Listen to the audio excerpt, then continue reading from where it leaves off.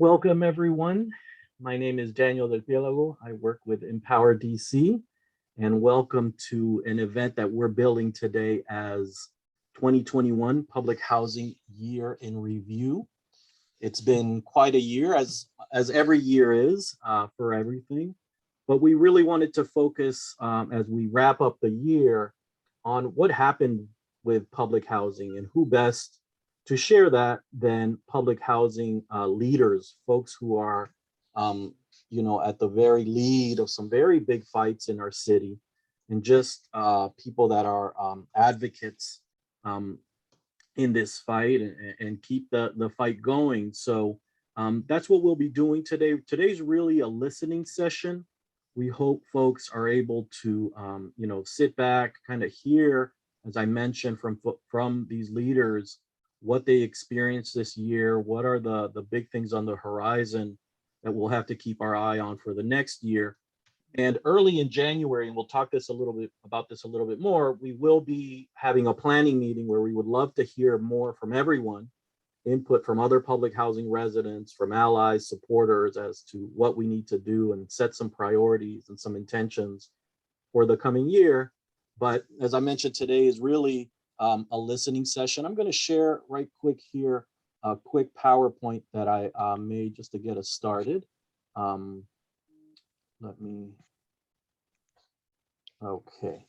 I mentioned the 2021 Public Housing a Year in Review.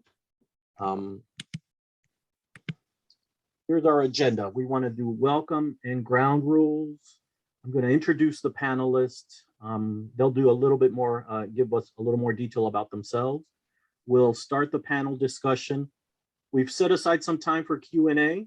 If you have questions that you would like answered, either a little later, maybe via email, or just something you want to put out there, please put that in the chat. That would be great, and we're going to keep track of that and make sure that we are paying attention to those as well. We'll plan some initial next steps. These meetings, I wanted to make it separate from like a planning organizing meeting, in the sense that we need to devote some serious time to actually laying out some next steps, but just in general, putting out what we may be doing over the next couple of months in the new year.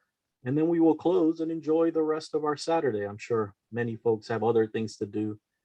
So once again, thank you all for joining us. The ground rules are simple. If folks would please just keep muted if you're not speaking. As I mentioned, as much as possible, we're going to try to make this a listening session. We will have time for other folks to speak. If you would just, raise your hand virtually or raise your hand on the camera. I'm not able to see everyone, but just try to get our attention either through the chat or when we get to that piece. So thank you all. Let me just go through right quick a couple of slides here to set the tone. It's been quite a year for public housing.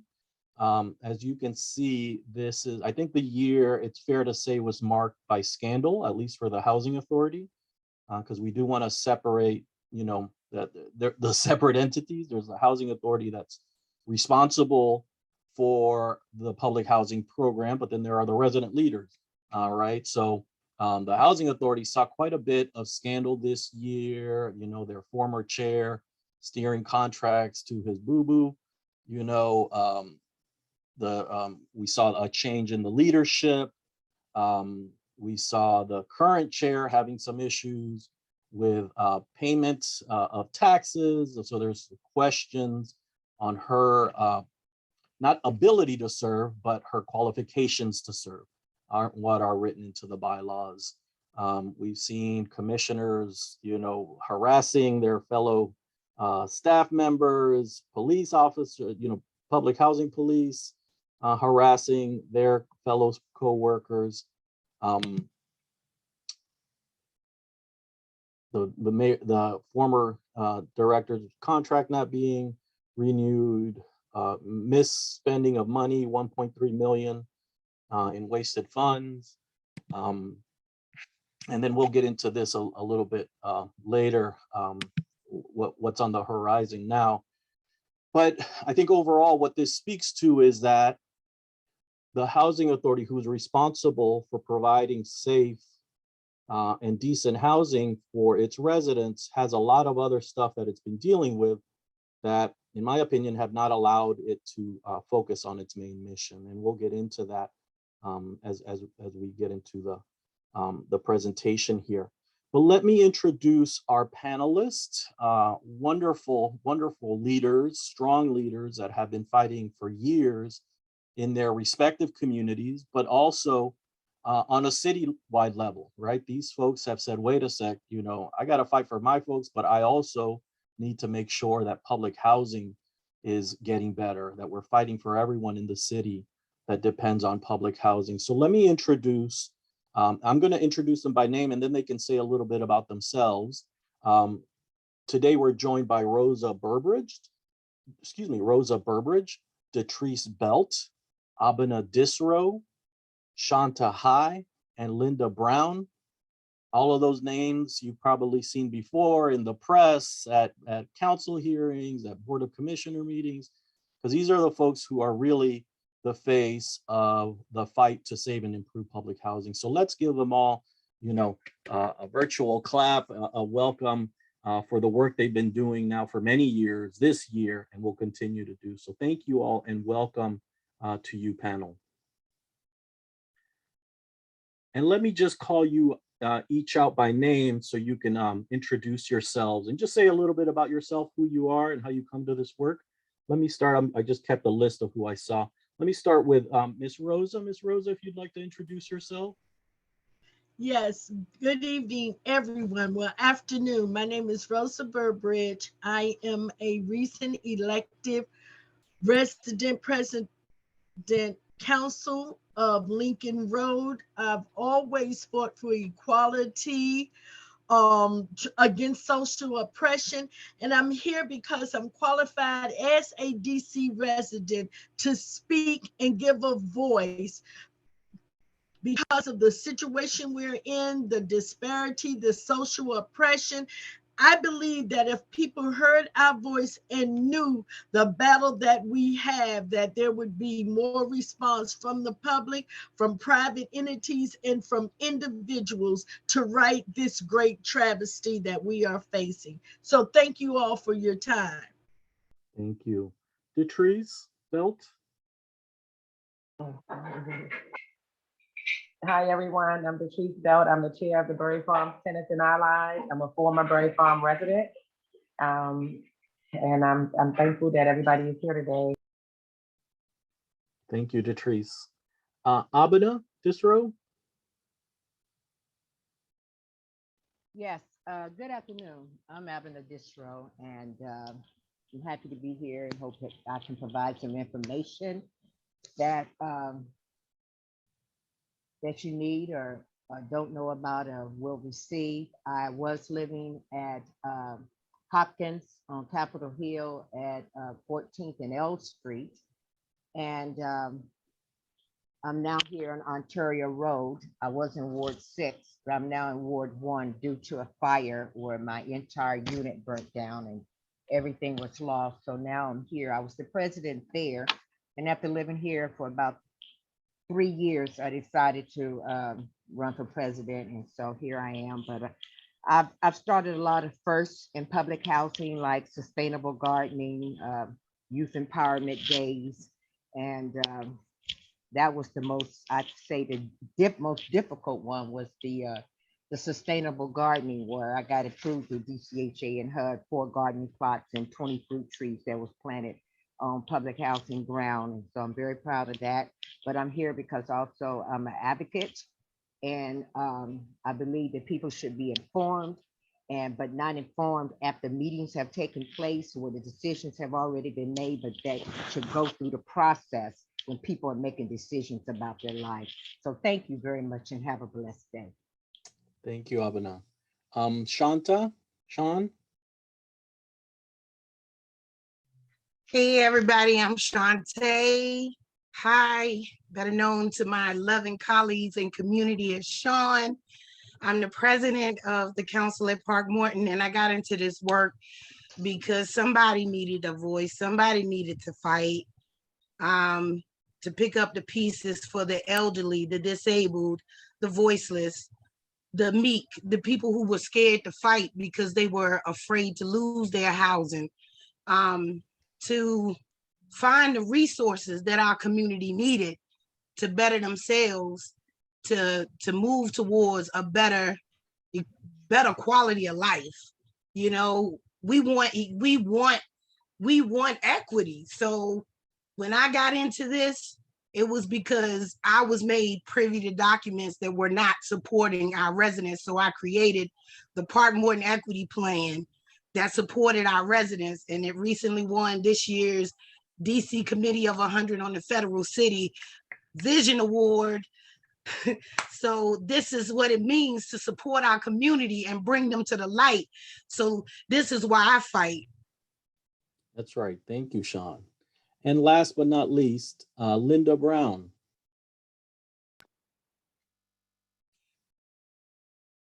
Okay, I'm here. Can you hear me? Yes. Hi, my name is Linda Brown. I live in Greenlee Senior. I am a mother of a daughter with disabilities, multiple disabilities.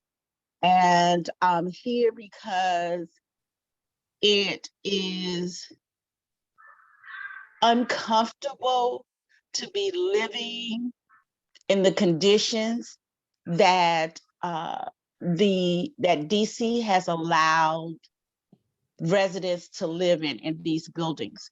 And for years, they have neglected people and buildings. And now, because you want the land that they're on, you want to push them out, price them out without affording them a voice in their own life. So that's why I'm here. Thank you so much, Linda. And I think you all have heard the theme of I'm not scared. And that's why it's such an honor to work with these women because they're not scared. These are women who will speak the truth, will say it loud and proud, and will represent, as I mentioned, not only their respective communities, but public housing residents as a whole. So we are thankful for them. And that's why I was like, as the year wraps up, I know we need to hear from these ladies. We just need to get educated on what they saw so we can better prepare ourselves for the coming year. So we're going to be doing a round of questions, of course, that will not capture the whole year, but I think speak to some of the major issues that we're dealing with in public housing and how these ladies experienced it this year. So I'm going to start off with a question that I think is extremely important in the sense that what we've seen in the city is a turn towards privatization. We've seen a significant loss of public housing. When you hear the housing authority, the mayor, the deputy mayor for planning and economic development, and the developers speak about it, you would think it's, they are just saving the world and, creating affordable housing. However, I think for those folks that are living in it, they would tell a different story. So here's a question for our panel. You are all involved in a development of some sort. DCHA likes to say that they're moving forward with these redevelopments. Tell us, a little bit about the redevelopment you're faced with and what's actually happening. What are your concerns with what's happening on your respective property? And anybody on the panel? Yeah, go ahead, Sean. I'll start. So in 1 year, 2020 was supposed to be the year, and I'm gonna try to make it quick. 2020 was supposed to be the year that the pandemic shut everything down. Like the Board of Commissioners. You got 30 seconds. Yeah. Go ahead. 2020 was supposed to have been the year that everybody was supposed to have been sheltered in place. But DCHA managed, I'm just not going to pick on DCHA because this was a team effort.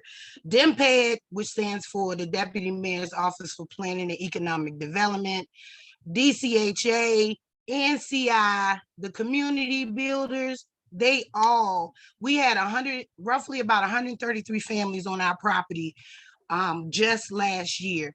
We're down to 18 today. 18 today. Park Road is completely empty now. If I take y'all to the window, you can see that construction has started. There's fencing all around. I don't know if y'all can see it, but there's fencing all around all 4 buildings of Park Road. And 651, which is the lone building at the top of the street. So finally 640, 630, which have been empty for 14 years, and 620 and 610 have just recently been emptied out. The last remaining resident, who has been here for 50 years,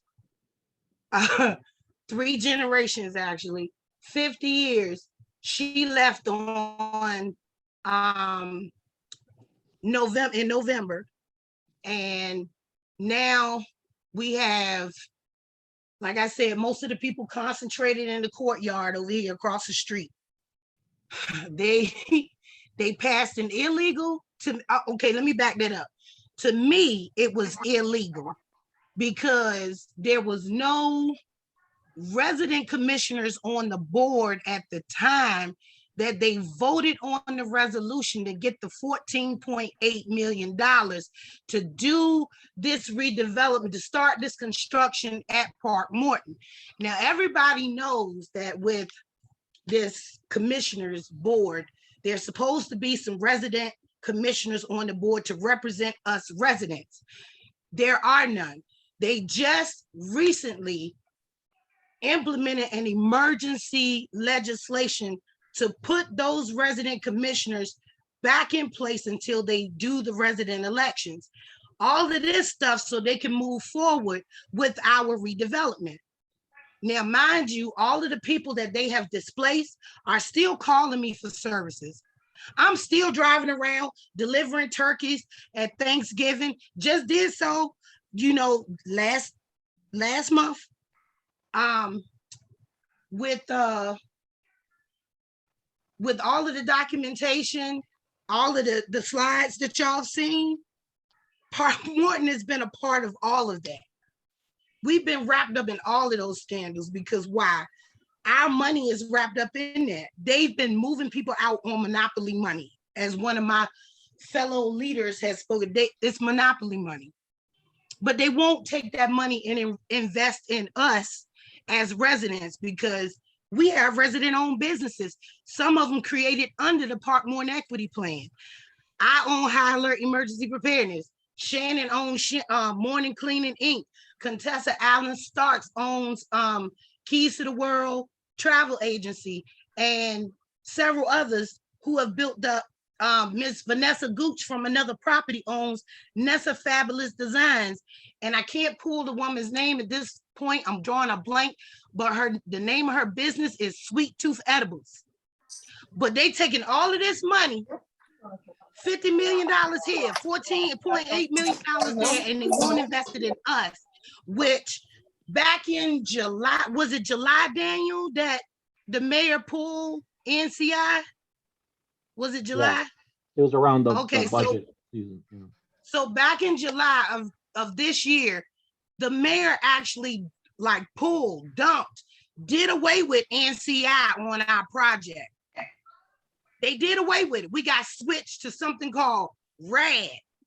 And before I can even figure out what RAD was, how we was going to implement it, and so y'all will know, I'm already in the process of creating my own resident management corporation, my own tenants association, because under my equity plan, and DC Housing didn't know this under Tyrone Garrett, because everything that I was doing, they would sabotage it if I talked about it. I and my equity team have pulled together and we found a parcel of land on Georgia Avenue to build a 15-unit building under my equity plan. Okay, and we are trying to find the rest of the money to do that. And we asked, Councilwoman Brianne Nadeau for $5 million. She has yet to give us that money so we can complete this project, which was going to bring some of our residents back to the community. You see what I'm saying? This is what I'm doing to bring my folks home because housing not delivering. Now, another thing I asked housing for, since they want me to move, I said, well, Tyrone Garrett signed my proposal for emergency preparedness. And Miss Abby Disserow, please verify this for me. In 2017, I went to Hopkins property where Miss Abby Disserow was president, and I did an emergency preparedness workshop there. And I trained them on how to be prepared for emergencies in the business that I am in right now, possessing over 60 certifications. Okay, That's right. FEMA, CERT, TransCare, LSU NCBRT, which stands for Louisiana State University National Center for Biomedical Research and Training. Okay, I'm certified to handle this pandemic, train people to get ready for this pandemic, but they don't want to give me the money. I actually applied for a job in the mayor's office on January 6, 2020 to be the emergency preparedness specialist. I was denied that opportunity so I can help my residents, but they squandering money, giving it to TCB. And TCB is just, what are they doing with the money? We don't know. And TCB We is don't the know what they're developer. doing with it. Nobody is answering and accounting for this money. So they want me to move. So they gave me an offer to move across the street, but by law, my 2 children need their own rooms. Park Morton is all 2 bedrooms. They emptied out phase 2 before they emptied out phase 1. Make it make sense. So. And Sean, if you would let folks know, like, when do you expect the development to be done? Is there a date? Okay, so the timeline DC Housing recently gave me through the presentation that they emailed me, they said the and y'all see me doing the finger air quotes, right? Okay, the multi-family building will be done by December 2023. That's what they said.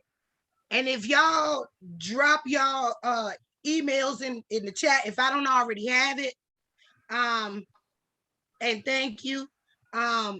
If Daniel doesn't have your email and I don't already have it, drop it in the chat. I will send this presentation to y'all. It lets you know where all of our residents have been moved to. There are very few of us left in Ward 1 when they said we could stay in Ward 1. They promised us that. They promised us that we could return home. They said that, listen to the lies they told. They said, when you move from Park Morton, you can move to Bruce Monroe and come back. Lie number 1. Then they changed it. Then they said, oh, well, if you move to Bruce Monroe, you can't come back to Park Morton. Oh, that's not what y'all said. Then they said, if you take a voucher, you can move off-site, wait out both redevelopments, 2 of them both collectively, and then you can decide which one you want to move to. That's a lie, because guess what? They just recently sent out a letter to all of the voucher holders and said that you got the chance the opportunity is the word they use, opportunity to move to the Providence or the Strand over in Northeast on 50th Street. But if you do, you will have to relinquish your voucher, and you will not, and what was the other red bullet point? You lose your right to return to the redevelopment. You will lose your right to return to Park Morton. And that's not what they promised us, y'all. They just keep telling these lies. They won't put nothing in writing because they know if they do it, I got them. They know if they do it, Miss High got them, because look, I'm like Jim Carrey and Liar Liar. Oh, and the truth shall set you free. And that's why I live by it. Thank you, Sean. And let me ask Detrice to to answer the same question because you, Sean, I don't think you mentioned, your property is being redeveloped under the New Communities Initiative. And Berry Farm was, one of the first new community initiatives where the city took action. Detrice, tell us where you are in as far as being able to return and what's happening with Berry Farm. So Berry Farms is completely empty now. All of the residents have been relocated all over the city.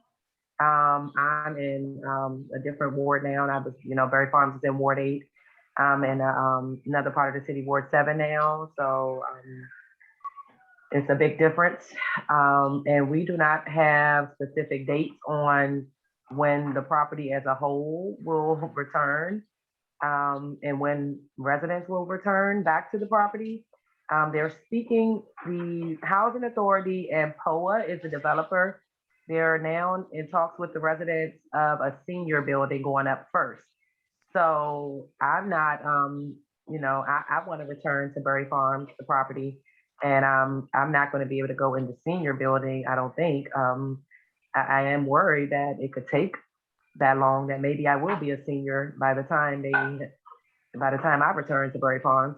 But I do want to be in one of the townhomes. Hopefully, that's where I left from. I was in a townhome in Berry Farm with my daughter. We had a 2-bedroom townhome in Berry Farm. We had a storage unit attached to the housing there. Now I'm in an apartment and I have to have storage, a separate storage from my apartment because everything wasn't able to fit into my apartment that I'm in because I moved from a house to an apartment. So I'm hoping to return to a house with plenty of space, closet space, I guess, and storage. So that's like the number one thing. We had storage in Berry Farms, and now a lot of families don't have that. They had to get rid of a lot of things. So it's just a lot of hardships that the residents are still dealing with after being displaced and moved around the city. It's not the same.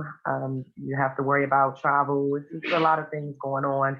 And so, we're wanting to meet with the Housing Authority and POA to get a timeline. The last I've heard, they don't have the money for the whole property as of yet to start building the townhomes. So they're just focusing down on the senior building. And I'm worried about the seniors also because I think the building, they won't have washer and dryer in their units. And we had that also when we lived in Berry Farm. You had a hookup. You can purchase your own washer and dryer and put it in the unit when we lived in Berry Farm. So I'm really upset that they're telling the seniors they're going to return to a new building. And I see a lot of the new buildings being built in DC. I went to a friend's house recently. They live in Southwest, and they have a washer and dryer. They have I didn't even know they have a washing machine that washes and dries your clothes all in one. So I would like to see that in our townhomes and the senior building.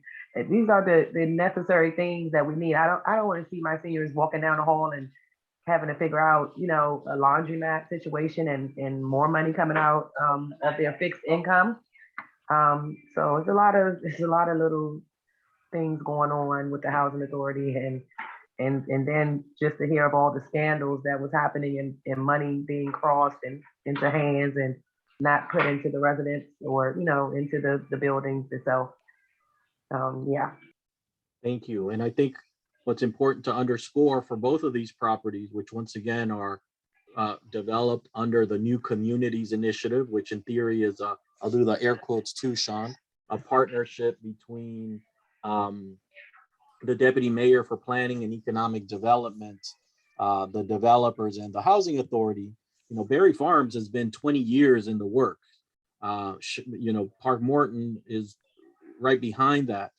So what we're seeing is a whole bunch of promises, broken promises, no real timelines. At the end of the day, Berry Farm residents, Park Morton residents don't know what they're going to return to or when they'll return to it. So just something to underscore. Let me ask next for Rosa and Abena to speak. And let me just set this up right quick. the same question. Your properties are under a redevelopment, but your properties are unique in the sense that they are one of the first properties to be redeveloped under what's called RAD, the Rental Assistance Demonstration Program, which is a fairly new, well, it started under the Obama administration. It is the HUD, the federal government's new program really to privatize public housing. Ms. Rosa, if you want to talk to us a little bit about your experience living in a RAD in a property that's slated for a RAD redevelopment. What's going on? What are the concerns? Yes, can you hear me? Yes, we can hear you fine. Thank you. Okay. Sorry, 1 moment. All right, I was having audio problems. Let's just call it what it is. Since 2015, we were notified about the alleged RED program. This was supposed to be a program that would assist with the repairing of the deteriorating public housing system. You had that long, DCHA, to relocate us, to tell us what's going on. And every time we have an alleged meeting, the time is pushed back and pushed back. We do not know where we're going to be relocated.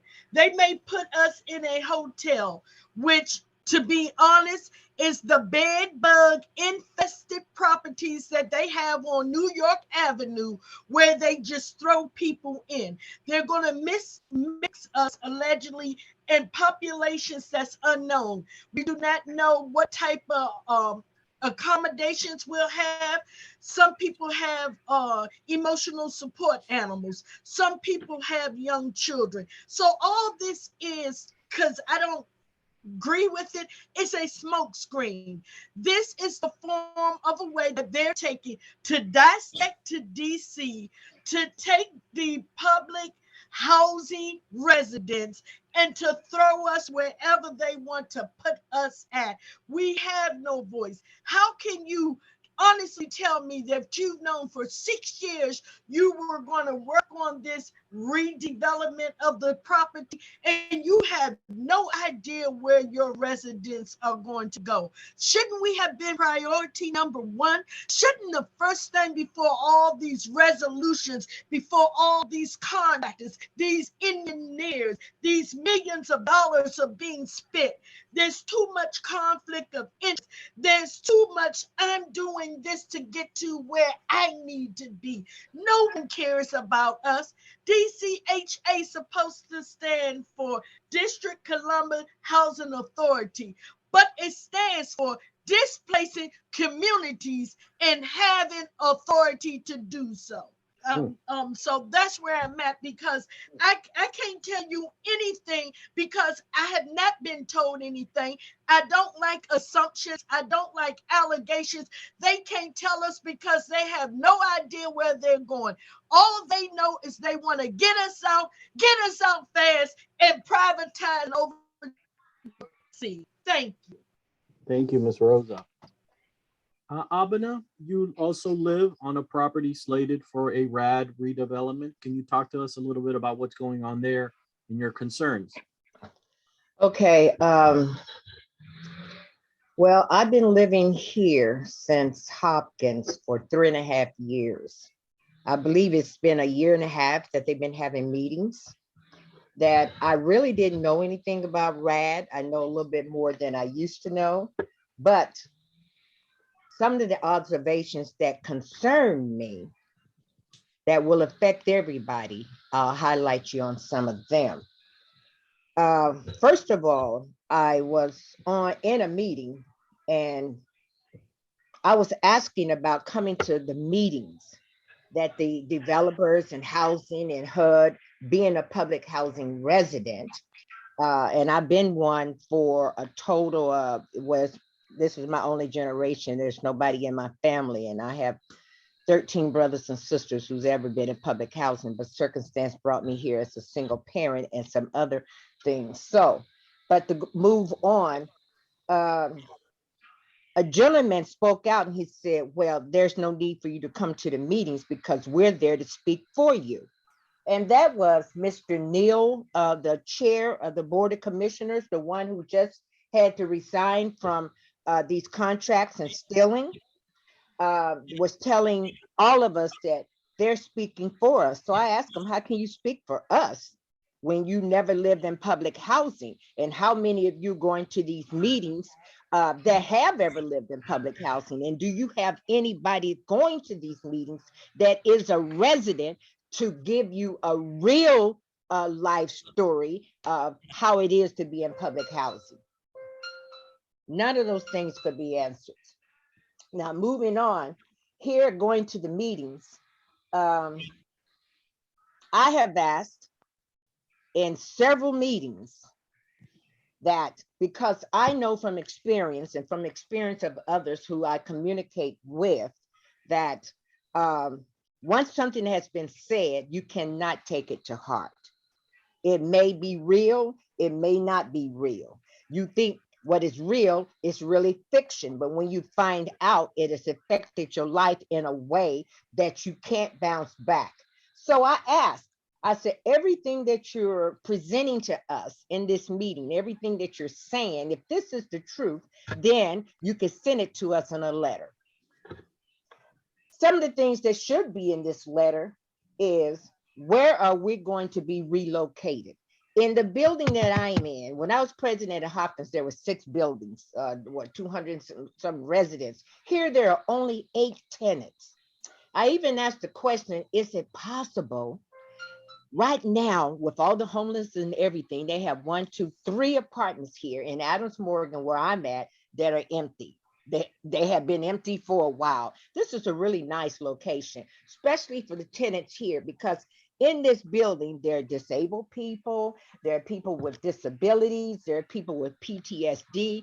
They can walk 2 blocks to Harris Teeter, they can walk 3 blocks to Safeway, they can walk 2.5 blocks to CVS, and there's over maybe 15 different bus lines, which makes life much easier. And so I said in the letter, can you put, will you put where we're going to be relocated? Oh, we haven't found a different place that's going to be relocated yet. We're working on that. They've been saying that for the past 5 or 6 meetings. You don't have an answer now. The other one was, can we stay in the same community here somewhere? I know they have housing here. They even have one up on what's that, Columbia? It's a Columbia Road. They have a swimming pool on the top. I know people live in there, they're in public housing. They have a voucher. They have different locations that keep the person in the same community, because actually it would cause a hardship for people to move if they had to move from here to Southeast or somewhere else, because there's a woman here who just had a baby. She has a son in school. It would be too disruptive. And I asked them to think about how they're going to do things as if it were their mother or their grandmother or their son or daughter who was living here, who was, this rad had came into their lives and now they have to transition from here to there. How would you want it handled for them? That's the same way you should look at us. And I found out that even the people who work at DCHA, not all of them, the people who stereotype public housing residents, like they're lazy, they're in front of the TV, they're not working, they're on drugs, they're on this. Okay, I have 2 college degrees. Things happen. I belong to a sorority, Delta Sigma Theta. I'm very active. I'm in study groups. I'm trying to start a little travel business or something. I just published my first book of poetry right after the fire that I lost everything. There's people, there's diamonds in the rough, but you don't want to look because you stereotype. The same thing you ask people not to do, you do it also in your agency, and that's got to stop. Moving on with this letter. Every meeting, this was asked. They said we're going to have it the next meeting. There's been 5, 6 meetings, and none of this has been answered. If it can be in a letter, and I've said to them, because some people didn't want to say it, that we don't believe you. You need to put it in a letter because we're stressed to the max. What is that doing for people with PTSD? What is that doing for the people with disabilities? At least to have a letter that where they can feel like whatever is going to happen in my life, this is really going to take place. Okay? That's right. Number one of the top 3 killers in America is stress. You don't need to add additional stress. You can make this livable. You can make this more easier, less stress. The way you're doing it is causing undue stress. You have the power to change that and to make it better. So why aren't you doing it? So I just want to say that in these meetings, oh yes, and in the beginning, they changed the date a lot of times. So now they're saying, and a lot of the residents didn't even know, I went to the last meeting. Not one resident showed up on that meeting. Okay. And I know they're looking at it, it's a lack of response. We can do what we want. These people don't care. No, it's because every meeting we ask 5, 6, 7 questions, but when you come back, you don't answer any of them. So why would they want to come to a meeting that they've been asked the same questions every time, and each time we come to a meeting, you say, oh, we're still working on it. That's a bunch of crap. Okay. If that's the case, then the people who are working on it need to be replaced with people who will work on it and find the solutions and report it back to the residents. The wrong people are working there. Let me see. I think, where will we go to?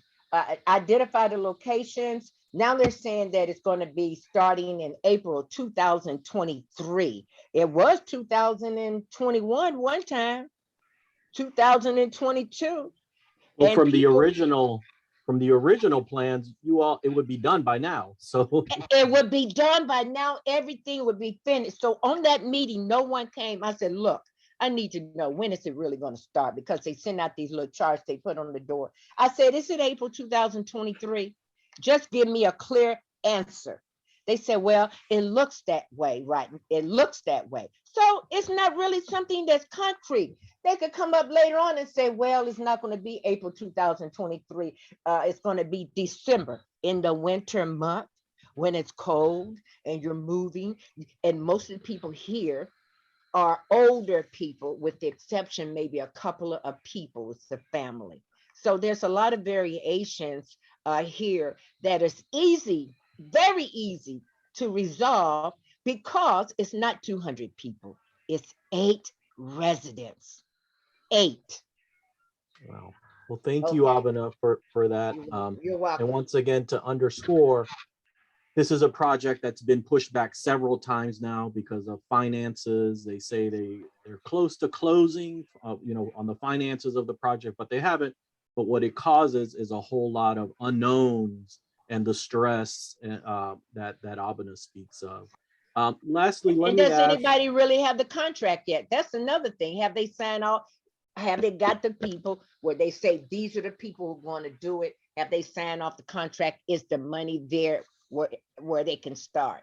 That's right. No, and just to illustrate, the attitude of the housing authority towards residents, as Abena mentioned, one case. Another case was the person who's in charge of this redevelopment, when asked why the housing authority had put together a nonprofit, a private entity, to run this RAD redevelopment through. We said, what was the purpose? We asked very clearly, what was the purpose of this entity? And he said, they make decisions on your lives. And the person who's making couldn't- those decisions, I'm sorry, Daniel, recently, the person who's making those decisions said, I'm speaking for you. We found out it's a thief. That's right. That's right. Well, thank you, Abena. Now let me ask Linda Brown, who's also part of or lives on a property that is slated for a significant redevelopment that keeps on changing. It's gone through several iterations. I remember being at the first meeting at Westminster Church in 2015, and they were saying something. Now the redevelopment has changed again. I'm speaking of Greenleaf in Southwest. Linda, would you talk to us about what your experiences has been living on a property that is slated for a redevelopment that is still, residents, once again, the common thread of this is they're not sure of what's going to happen. They're not informed, and that causes a lot of stress. Talk to us a little bit about what's happening at Greenleaf.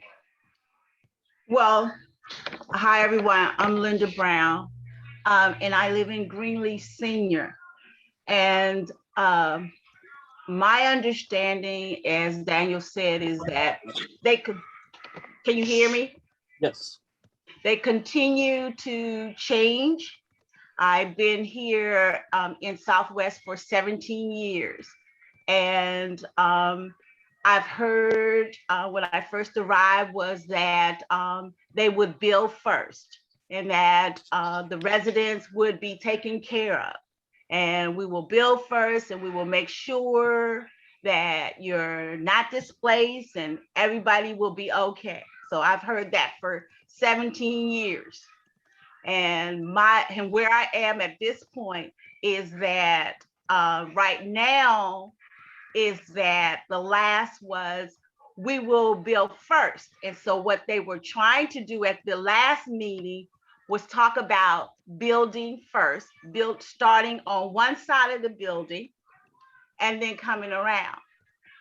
And my comment was that, that is unreasonable because most of the people in this building have pre-existing conditions. And we know these buildings are full of mold and lead. And how are you going to disrupt this building and have people still in it with pre-existing conditions such as asthma and on oxygen? You know that was unreasonable when you presented it. That was what I said. Then we come to the board meeting and we talk about the last board meeting that we had. We talked about accountability because no one is held accountable for anything. So if you aren't held accountable for anything, then how are you going to get anything done? And so their answer is to strike back at the residents so that we would not ask them questions that they're never able to answer. Their standard answer is, we will get back to you when we have the answer. And my position is, why are you sitting there with no answers? Because if you are presenting something to the residents and you don't have the answer for it, then that says to me is that you have no business being in that seat because you don't care about what is happening to residents. Residents are a part of a community in a neighborhood. And so if you're not going to take their lived experiences in the neighborhoods that they live in, then why are you there? And if you don't want to be there, or if you are there for other reasons than to try and help another human being, then you need to get out. And that's where I am. People have been in these places too long. You need to have solutions by now. And if the people who have the lived experience, they're the ones with the solutions because they live in it. That will tell you something. And so if you're not going to pay any attention to us, then who can we talk to or get to make sure that we are at the table, not just sitting there at the table, but you hear us, because you hear us at every board meeting. Are you going to act on it? Not react to it, but are you going to act on it? And so there we are at this junction where we've been here, my 17 years, and I know that people have been here longer than I have, that we're still at a place where we are trying to find a solution. You don't have to try anything. You know exactly what it is because you have people in front of you presenting it. And so I want to know at this point, how do we get accountability? I don't need you to be reacting to every little fire. How do we get people to hear us and see us so that we can make moves? This isn't about abstract. These people are real, they have lives, and they make a contribution to the community every single day. Every single day. You have a pandemic going on, and there are so many experts in these residents because they're living it that you don't even come to see how that you can help solve this solution. This is ridiculous. And if I'm sorry if I sound, because I am, because you're sitting here with all this knowledge and tools at this table and you won't take it up. And so when when I make a move to do something, then I get pushback from you. And because you have the power behind, then you stop me in my tracks. But I have to keep going and go around you. But I need for people to understand, to hear us and see us, because this is too long and it's wrong.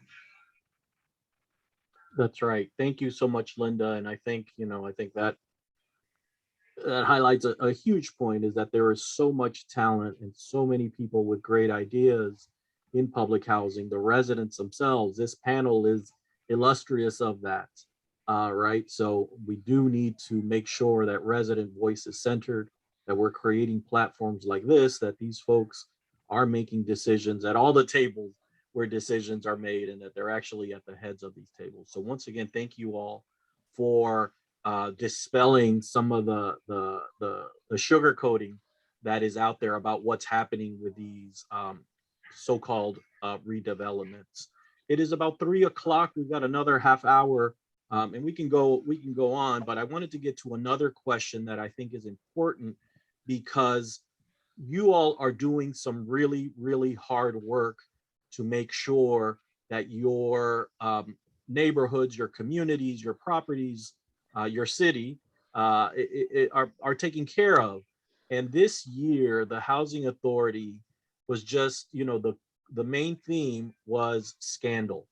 As we've heard, the former commissioner, the chair of the commission, steering contracts, big contracts, to their significant other. We've seen misspending of money. We've seen commissioners on the board who, per the bylaws, should not be serving.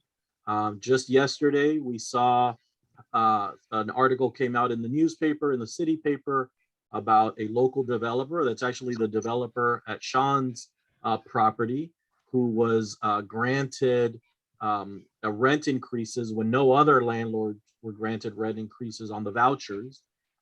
So, once again, what we've seen is so much scandal. They didn't do the elections for the resident elected commissioners on the board of commissioners, so that caused them having to go to the city council to fix it. So they are off mission, in my opinion. They are not doing, all of this extra stuff, takes them away from their mission. So if you all have an opinion, what's the significance of all this scandal on residents like yourselves trying to, make public housing better? It affects us deeply, because it was brought up by many of us. Because when I talked about this with, my residents and the young ladies who I'm appointing to be my board members, they saw it like one of the leaders who mentioned this saw it was like, how can they effectively make decisions for us when they can't govern how they spend their money? So like back in October, we had, and I'm just gonna, and y'all can verify this with her, my former sergeant at arms, who I'm appointing now to be my vice president, she called me up. She said, Sean, the rental office just came to me and they said, my rent ain't been paid. I paid my half. Housing ain't paid theirs. So I went off on Twitter. Y'all, anybody who knows me, I've already had 2 Twitter accounts suspended because I go ham, y'all. I go absolutely ham. And so I gotta create another one. So when I get out there, I'm gonna email y'all my Twitter link, my Twitter handle. But I went ham and I was like, I tagged housing, was like, but y'all get on us to pay our rent on time, and y'all vouchered everybody out with these vouchers, and y'all don't want to pay. And this leaves a mark on their rental record that they didn't pay on time. So what are you doing? This is why I'm pushing for equity, because we need housing security. This is not housing security, because if they do this so many times, that private owner or landlord may decide to say, well, you know what? I don't think I want to keep, I mean, no offense to you, Miss Spruill or Miss Jones or Miss Smith or Mr. whoever has the voucher.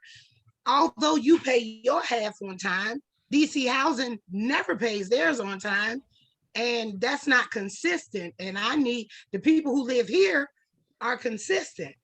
And I'm sorry, but I can't have that. So, you know, they're putting people in an imposition to lose their housing.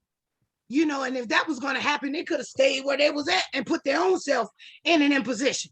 You see what I'm saying? So, yeah. And and the transparency. Where's the transparency in all of this? Money is exchanging and no one knows where this is.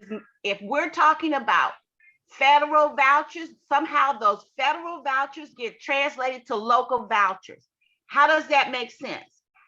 You're actually taking away from that federal voucher and you're lowering the value so that they become local vouchers. And you're talking statehood. So if you're statehood, where's all this transparency and all this money? Who gets to decide where this money that you say that you get from the federal level, where is it being placed? Where is it going? And if HUD has these houses, where is that money? How has these properties been neglected for all of these years? Where is all that money? You talk about people weren't paying their rent. Well, the money that they did pay, what did you do with it? That's and right. so that's where we are. We don't know what money, where are you using this money? Who gets to prioritize where this money is spent? Who knows that? If you're saying, well, we got all this money to put into updating the lead and the mold, okay, so how much of that got spent on that? So we don't know how much gets spent on this. You taking your stuff off the top and what's left you put into that. So how do we know that? Because obviously we know that because we're living in the conditions that tells us that you didn't spend that money on that. That's and right. the contractors that you hire, the vetting. What happens to the vetting situation? Who vets these commissioners that gets on the board? Who vets these contractors that gets these deals? Who vets them? And how much vetting gets done? That's my point. All of this is just waste. We waste or we don't get to the bottom of anything. We let it go or we accept it as face value. And all you have to do is look at the conditions that the people are living in, and that will tell the story. Not what we say, because we say a lot of stuff. All you need to do is look. Your eyes won't lie. And that's what we have now. People look away or they accept at face value what you're saying. Go into these apartment buildings, into these people's homes and see how they're living. And when you call maintenance, what happens? That's where I'm coming from. Where is the money that you supposed to ask for? And then you don't do it.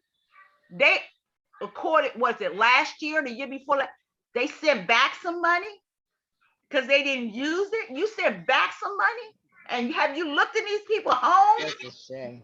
and you sent it back? No.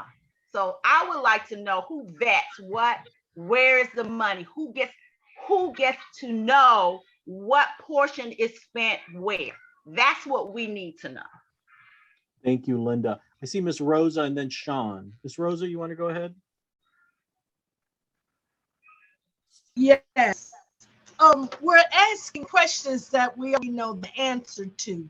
So first of all, you already know where the money is going because you see the conflict of interest and you see the scandals. So stop looking the other way like, oh, I don't know. Let's see what our eyes see.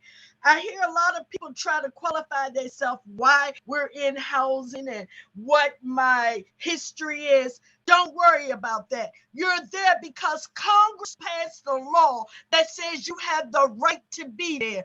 Enough said. You don't have to tell anybody your achievements and what you did and how you came about it. The problem is they're giving you fear. There is false evidence that's appearing real. They're dividing and conquering. They're coming in the midst of you and they're taking from you who you are, your self-worth, your knowledge, your wisdom. What do we need to do about it? We need to raise some sand and we need to go top. You know, poop, it falls down. We need to go to HUD. We need, since they don't have the answer, go to the person who has the purse string. We're sitting here living in deplorable conditions. We're having meetings where we can only speak for 5 minutes. And now we want to, don't act like you're shocked. Look at what the newspapers say. They tell us if you're a resident and you're behind on your bills, you cannot run for office. Yet, isn't that the same situation with your current chairperson? Isn't the person, the board, the head of the chair on the commissioner board behind in her taxes, but she's serving in her position? Let's take these blindfolds off. We know the answer, so let's go ahead and find the solution. It's time out for us sitting around having meetings. We have the power. This is a finger. But when I take all 5, that's a mighty fist. We got to make some blows. We got to do more than just talk about it. We are the solution. You're qualified. You're qualified. You have people sitting up there controlling our lives, telling us how to live, when to go, when to come. They'll give you a little crumbs from the table. Thanksgiving, I'm gonna give you a turkey. Boo hoo hoo. Okay, I'm a vegan, so I don't need no turkey. They'll give you a little this and they'll give you just enough. Not what you need, not what you want, but just enough to put a zipper on your mouth. And then they distract you. Because see, we're being distracted now. Let's stop talking about transparency. It's in our face. You're dealing with thieves. You're dealing with liars. You're dealing with people that have no morals, have no ethics, have no principle. Look at the mismanagement. Look at the conflict of interest. Look at the abuse of the power. Don't let them silence these lambs right here. We got to get up. We got to come together. And we have to talk about an action plan, put it in play, and take back what they took from us. Thank you. That's right. Now, Sean, I think you had something. And then I want to see if, Amen. Amen. I want to see if Abena or Yes. Patrice have anything to say. Yes, yes, reparations, yes. So we may not be able to get 40 acres and a mule in the city, but baby, you can give me 40 buildings and 40 floors. Come on with them reparations, okay? I wanted to say also that DC Housing Authority keeps giving these providers all of this money, but what services are they actually providing besides gift cards? Come on out and get your gift card for $25. Like Miss Rosa said, they give you just enough. Button your lips, don't complain. But you know what? They give you a script. Like I said, they give you a gift card and say, hey, if you say this, you can get this gift card. if you say this for us on camera, we're going to give you this. And then after it's done, we're going to give you that. We promise you. But then after it's done, guess what? They give them the gift card in the beginning. The resident will say what they want them to say. And then, oops, did we really promise you that? Oh, we didn't really mean to say that. We didn't really mean, they got you. You know what I'm saying? And let me tell you something. I can own up to my truth. I can attest to it because in 2015, I was one of them residents. I went to the DC City Council hearing and I said, oh yes, we need this renovation. We need this redevelopment. And it was the script that they fed me. If y'all go back and look at all the city council hearings, all of us who testified sound exactly the same. The only difference that set me apart was because I read a poem. Okay, I read a poem that I was like, the folks around the park really don't know each other's names. Where we at Park Morton, we do. We care about each other. You know what I'm saying? I'm kind of summing it up. You know what I'm saying? Y'all gonna have to pull that DC City Council archive up 2015. It was December, around this time. Look it up. But after I became resident council president in 2017, and they gave me them documents and I got to reading that stuff, and I unhinged that brain amoeba, like, and it stopped sucking on my brain, and I got to thinking for myself. I said, hold up, this ain't right. This ain't for my people. And my people, y'all, when I say my people, Park Morton was already diverse. We had working class, we had disabled, we had seniors, we had families, we had Black, Hispanic, white, we had Asian, multiple types of Asian, mind you. We had Korean, Taiwanese, Chinese, and I had to translate all of my notes in every one of those languages. We had Virgin Islands, Caribbean, Trinidad and Tobago up in the house. Okay, so don't think that what they're telling you, we need a new community. No, we got the community here. We just need to tap into the resources and connect the communication better. We don't need what they bringing, okay?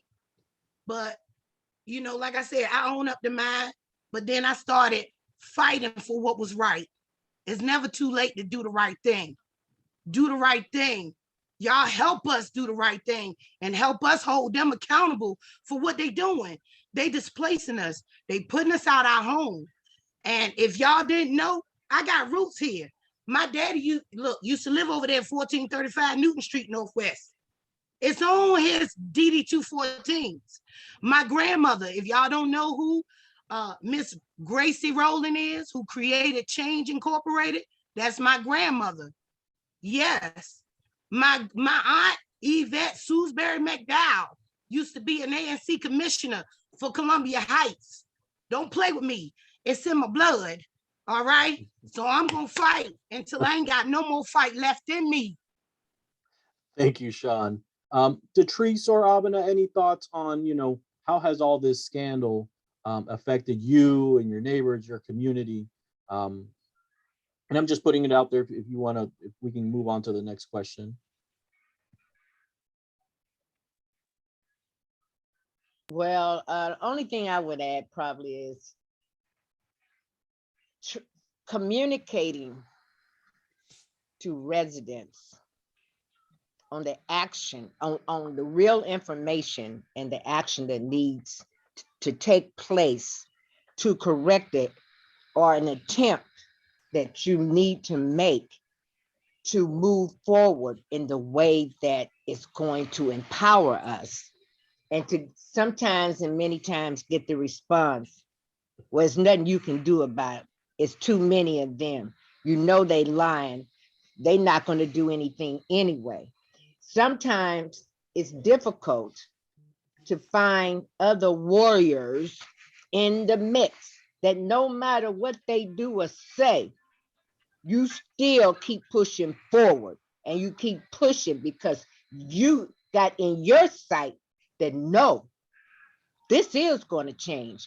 But you can't even though they're not like that, you can't push a person too hard, and you have to know when to stop pushing, even though you need everybody's mind, you need everybody's thought, you need everybody working, you need everybody pushing. It's not going to always turn out that way. Sometimes you got to be 3 people, and it can be very difficult, but you always have those, even if it's 1, 2, or 3, that no matter what, they will not give up. And so that's what you got to do. Great. To Thank make you a so change. much. It's Once difficult, again, but hey. yeah, just to underscore, all of this mess, keeps people, keeps them from doing their actual task. And of course, the ones that really feel it are public housing residents. So as you all have said, that there's got to be a change. We are at 3:20 just about. Let me wrap up with one question that I think is important because we are heading into a new year. And we need to fight on multiple fronts, right?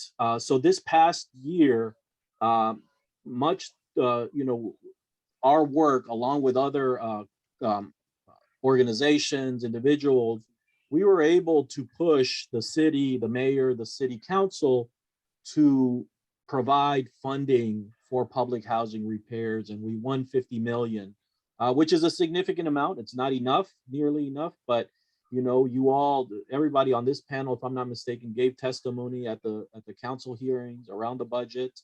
You all shared your stories publicly around why it's important to fund public housing repairs. And we need to continue that work, right? It needs to become something that our city actually says, yes, every year we are going to fund public housing repairs, because it is important to preserve these properties.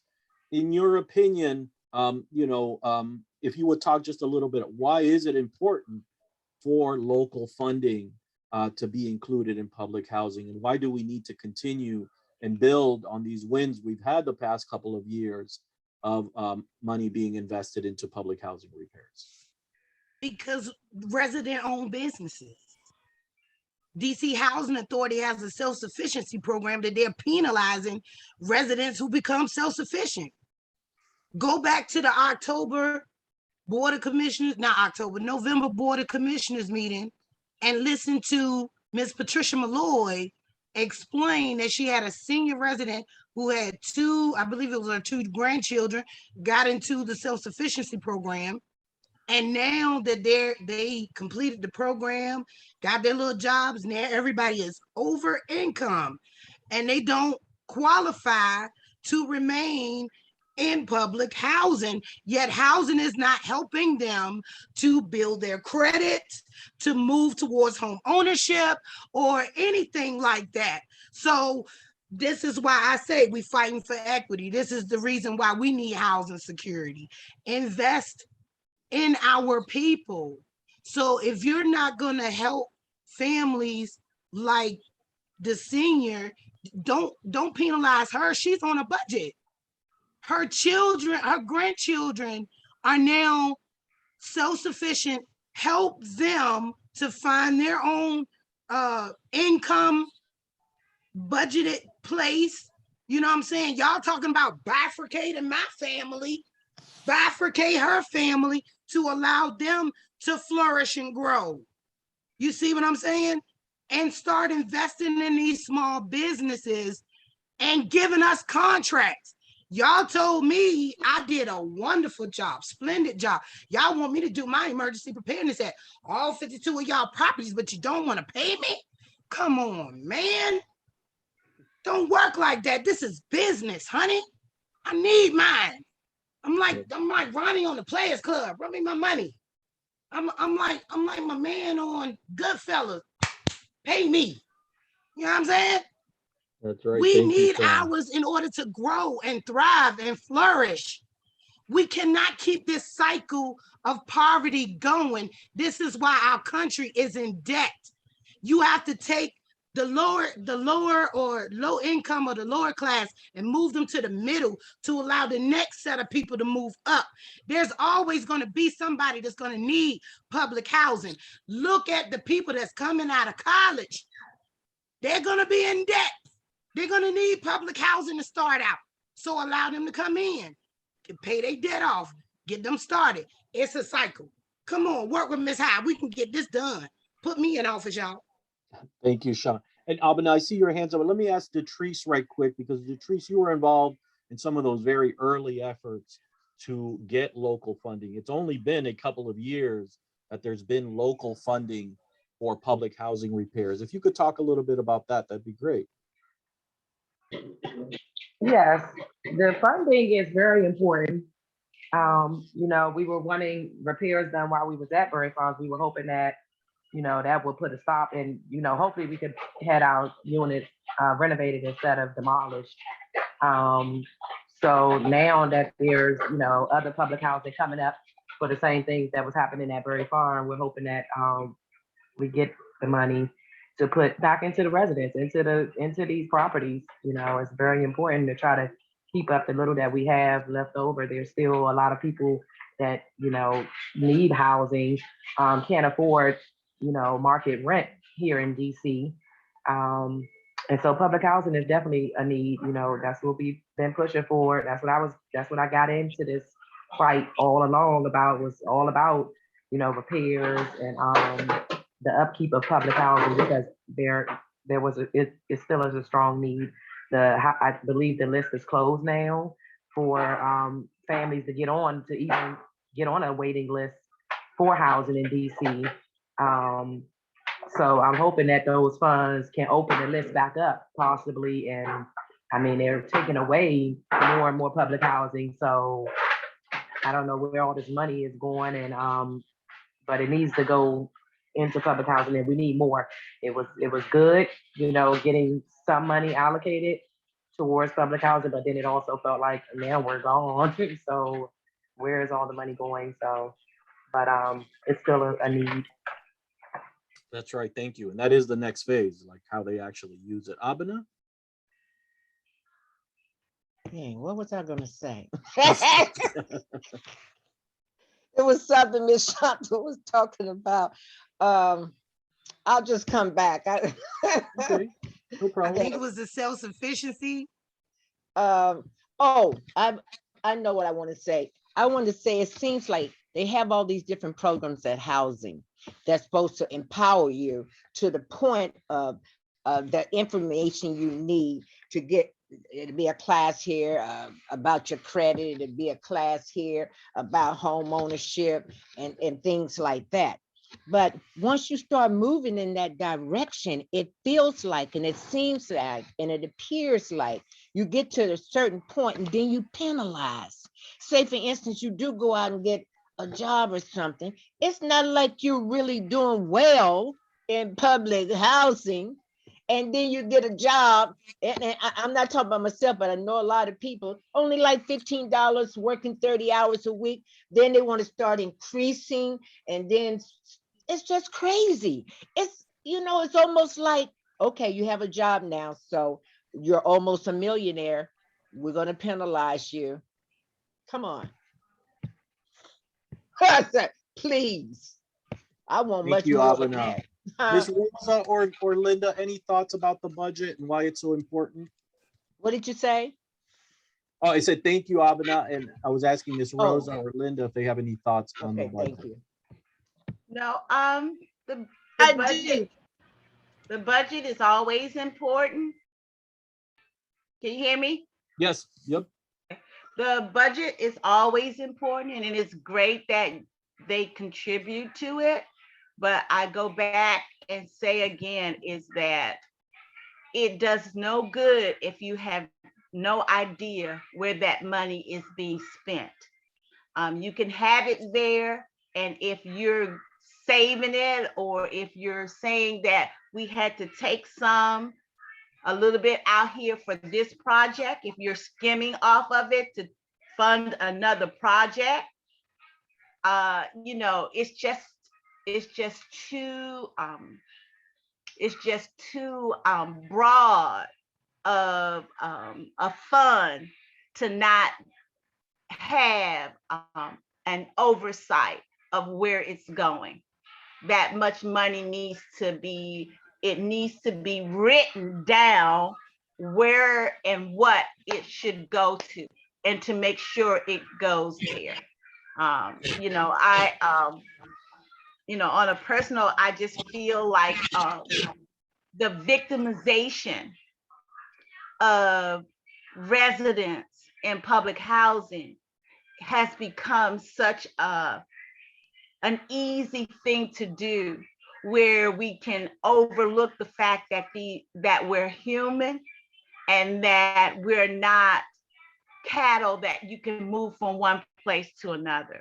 I think that gets overlooked a lot, is that there's no value in helping people to move on in their lives. There's no value in it. And that's because I think the pandemic has brought so much of this disparity to light, really made us aware of in our own lives, as well as on a broad scale, of how to look at what we're doing, how we're showing up and making contributions. And so I just think that this opportunity for us to really communicate, even though we're speaking English, we're still not communicating. We're still not on the same page. You know, it's like everybody's speaking English and we have no idea what we're talking about. We're not on the same page. So if we could actually begin to have or communicate and have a conversation where everybody is understanding and know, you know, as I said, for my daughter being disabled, it has to be repetitious. We have to go through, even though we feel like, well, we've covered this, but as human beings, it needs to be repeated until we get it, because a lot of us don't get it. So until we can communicate, communicate and be on the same page, we can make some progress and begin to see how we can move forward and pull us forward in this progression of our lives. Because it's necessary. Thank you. Yeah, no, and we're new year, same fight, so we're gonna keep doing it better. Yeah. Ms. Rosa, any last thoughts on why the budget is important? Why including local dollars is important? The budget is the lifeline. We need those dollars so we can continue with affordable housing for everyone. We know that there are a lot of disparities. There's a lot of problems that's unheard of, things that have yet not come to the surface. So the budget is important. What I wanted to hear, and I did not hear today, is about changing the policies. Someone spoke of this catch-22 that they have. They let you get self-sufficient, you get a job, you're moving up, but then you're no longer in that income bracket. And when that happens, what happened? You have to make a life-changing decision. Do I try to go out here and pay real market rent, or do I lose my employment and my future and sink back down? The policy should be changed, and DCHA should not be the head of your whole life and household. Once you get to a certain place in life, you should be like, this is what real home ownership is, because home ownership means you have a mortgage, and the mortgage is based at a fixed rate, not just when my income increase, my rent increase. That budget means so much, but again, we need to demand accountability for that $50 million. Where did it go? How was it spent?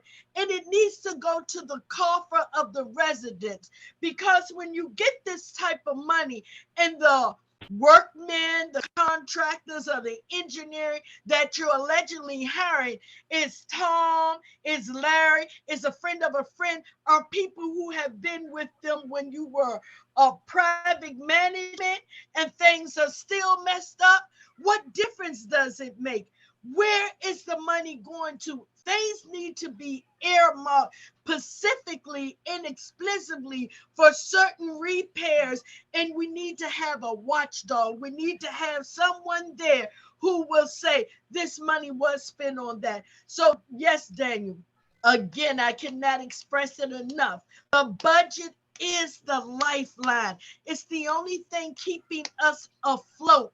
But look how it's being misused. So we have to change the policy. Work to change the policies to work for you and not against you. Because the things that we see now, the recertification, the application, they're older than dirt. None of the language has been changed, but the language of the policies has been changed to keep oppression and to keep someone foot on your head. So that's where we need to start. Let's change some of these policies. Thank you, Daniel.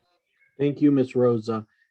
And folks, it is about 3:34. We're going just a little bit over. Let me do some kind of like wrap up. And I see a couple hands up. I definitely want to get to those hands, but let me talk about some next steps, and then we can move on. Um, so once again, thank you everyone for joining us this afternoon. The real goal of this afternoon was to really listen once again from public housing leaders. These are women, and I think it's important to underscore there. These are Black women who are doing amazing work to make sure that the public housing residents of the District of Columbia are protected, right? That they are holding elected officials accountable, that they are holding the housing authority accountable to what they say they're going to do. So let's just give them a round of applause for the amazing work that they continue to do, because they've been in this fight for a good long time. So let's just big them up right quick and say thank you so much for also just for making the time, the weekend before one of the biggest holidays on the calendar. So thank you once again. I wanted to share with everyone, we want to, excuse me, some of the priorities for 2022 are, we want to continue pushing, as we just had the discussion for the budget. We want to make sure that the city continues to fund public housing repairs, and then, what the residents need, all right, listen to that need and fund that need. We want to make sure we have a continued presence at the monthly Board of Commissioners meetings. Those are important because we get to speak directly to the director, to the commissioners, to all the top management. And sometimes it's literally almost like beating your head against a wall attending these meetings, but it's important for us to be there. Otherwise, they do their business in quiet and keep it moving. So we need to be that force that pushes back. We need to make sure that there's resident equity in all of the developments. I'll share a brief story.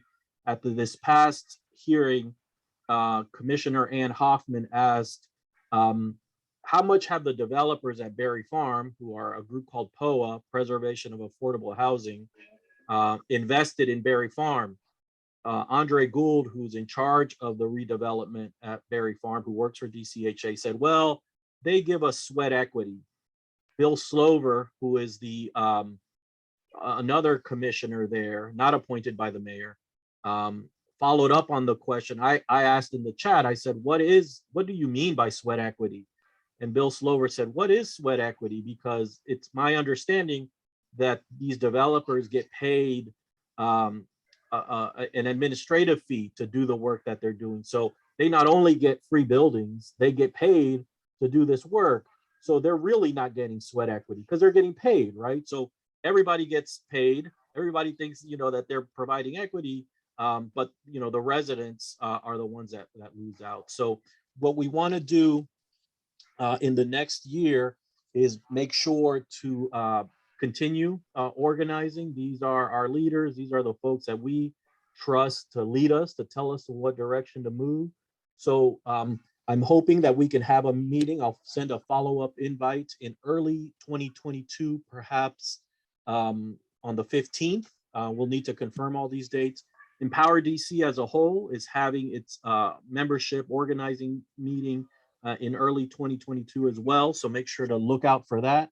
We want to once again set priorities, set intentions, and just keep this work going. And then for everyone who wants to, bring up either a personal issue related to your housing or some of these bigger issues we've discussed, there is a Board of Commissioners meeting on January 12th. So we can help you register for that. We'll make sure to send you a reminder. Here is the list of these Board of Commissioners meeting. The new calendar is out, and I'll make sure to email this to all of our attendees and just our public housing list in general. The Housing Authority meets every second Wednesday of the month at 1 p.m. I think they take August off. Yeah, they're not scheduled for August. But these are great opportunities for us to continue pushing our questions, our demands, our concerns, and just showing the organized power that we can that we have together. Once again, thank you all so much for being here with us this afternoon. Really, as I mentioned, it was an opportunity to hear from public housing residents. We do want to engage with you all around what support you can provide, what ideas you have for the coming year, what roles you all want to play as individuals, as organizations that may be able to join in this work. So thank you all once again.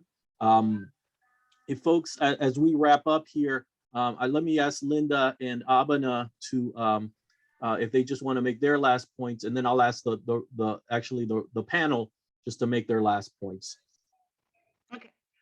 Thank you, Daniel. I just wanted to mention this upcoming year, I like for us to really think about housing and health. Those are the two big things that the mayor spends, so she says, her budget is always health. It is that's really high. But health and housing go hand in hand. So what I like to see is that a way that we can pull a lot of the health professionals into this conversation of housing, because those services, in order for housing and us to advocate, we need the help of the health experts to have those wraparound services so that we can pull a lot of our residents on board, because health is a big issue in our community. And it spans so many areas, able to pull a lot of residents in on the conversation because they're trying to stay healthy. And so I like for us to think about or find ways that we can pull in health experts in this conversation, because health and housing, there's not one without the other. If you're not healthy, your housing situation is always in jeopardy. So if we can think about that as we move forward in advocating, is how to pull them in on this conversation. Thank you so much, Linda. Abana? Well, first of all, I'd just like to thank you very much, Daniel, for pulling everybody together, because truthfully, you do, there's a platform that you work very hard on to bringing things to the surface, but not just bringing them and putting them on the platform. You're actively involved, where you spend hours, and I don't think you're in public housing, but you spend hours listening to the commissioners and everything. So I just want to personally thank you myself, and I'm sure everybody else feels the same way. And also I would like to say that in public housing, I find out you can do everything that you're supposed to do according to their rules. But sometimes, and many times, they make mistakes. So out of all the resources that are out there, I would say build a relationship with some type of pro bono attorney, because at some point you're going to need one. The other thing is, it would be good, even if you're not in housing, if there's anyone on here who knows resources for health, for all kinds of help, for counseling, for medical, for just any resources, get your credit right, different ways. If you're thinking about purchasing a home, if you came into any money or you got a good job, those resources maybe can be passed on to Daniel or to somebody and put them in a directory, because I find all the resources from DCHA, yes, it's wonderful they have resources, but we need people with resources who will follow through. When they see this is somebody who's really serious, they will follow through from one resource to the next that will get you where you're trying to get to. I don't always find that happening in DCHA.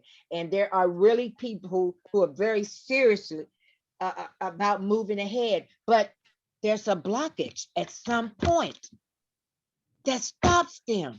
And how tragic is that? We need a directory with their things and directory of other people that they know, and put together that directory for people in public housing with the voucher and everything. And I say, build a relationship with a pro bono attorney, because at some point, if you're in public housing for a while, you're going to need one. That's right. Any of our other panelists want to say some closing words? I have So some real quick, closing words. I'm sorry. Who was that? I didn't mean to cut him off. I'm sorry. Go ahead, Ms. High. Oh, I'm sorry, Miss Rosa. Real quick, I'm just throwing some information in the chat. Neighborhood legal services have worked well with Parkmore residents.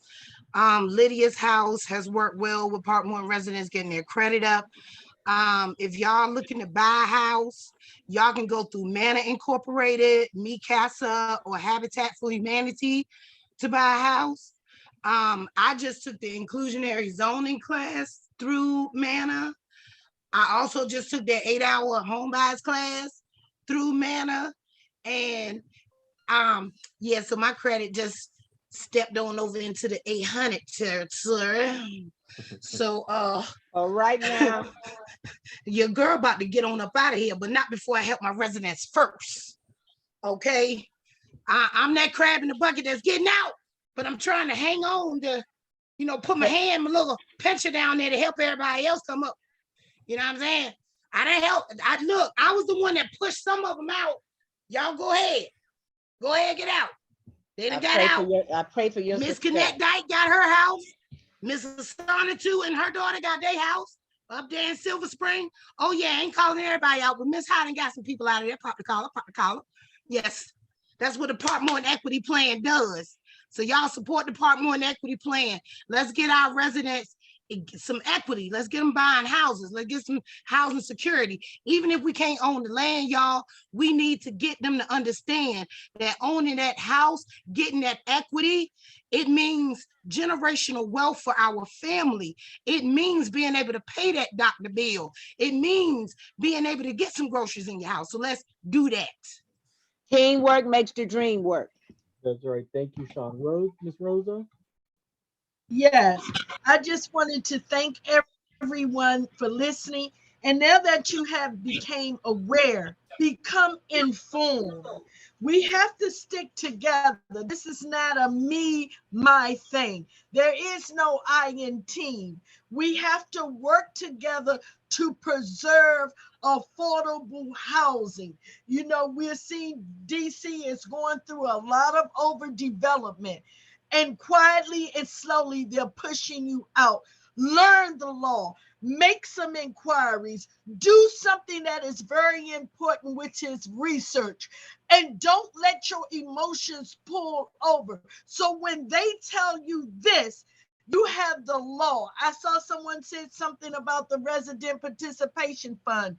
Go to HUD. All the information is there. It'll tell you what you can and cannot do. It'll tell you why you can get it or why you can't get it. But you have to be informed and be able to push back and let them know. While you are literally telling me this, the policies and the protocol says that. So stay aware, keep your eyes open. And the only time you look down on somebody is to get them a hand to pull them up. Again, thank you, Daniel, and thank you for everyone that's here. I Thank you, Ms. appreciate you. Rosa. Thank you. Detrice, any last words to close us Yes, I out? just want to thank the panel. I want to thank the panel. Thank everyone for attending and listening to us this Saturday afternoon. And thank you, Daniel, for putting this together. And thank you for all your hard work. Much appreciated. Thank you. Likewise, it's an honor to work with all of you. As I hear you all speak, I can't but help to think that you continue in the footsteps and on the shoulder of Mama Harriet Tubman, who went back for others. She did not just free herself, she went back and got others. And I am so honored to work with all of you. As we close out, I want to thank everybody that attended this afternoon. Thank you for spending time with us in this space. Let me encourage you to, if you found value in this meeting today, if you want to support these wonderful residents, these wonderful people, please consider becoming a member of EmpowerDC. We meet with this group on a monthly basis to plan for the Board of Commissioners meetings, to plan for what we need to do. So please consider joining us, becoming a member, and giving us some support here in the public housing work that we're doing. With that said, let me wish everyone a happy holiday for those that celebrate. And let me just wish everybody a happy weekend. Let's wrap this up and we will be in contact. I shared my email and my phone number in the chat. I'll do it one more time before we, as we leave here. It's just daniel@empowerdc.org, or you can call me at 202-731-8634. And we'll continue to be in contact, and we will continue kicking butt, because that's what we do. That's what this panel does. They've been kicking butt all 2021. Let's keep kicking butt in 2022. Thank you all so much. Have a great rest of your Saturday afternoon. And ladies, I will be in contact with you about what we spoke up right at the beginning, okay? All right. Thank you Peace all and so much. blessings, everybody. Happy holidays, and please be safe. The COVID is on the rise. It's doubling and expected to triple. Wonderful. Thank you for that point. That's important. Yeah. Okay, peace, everyone. We'll see Bye. y'all soon. Bye, thank you.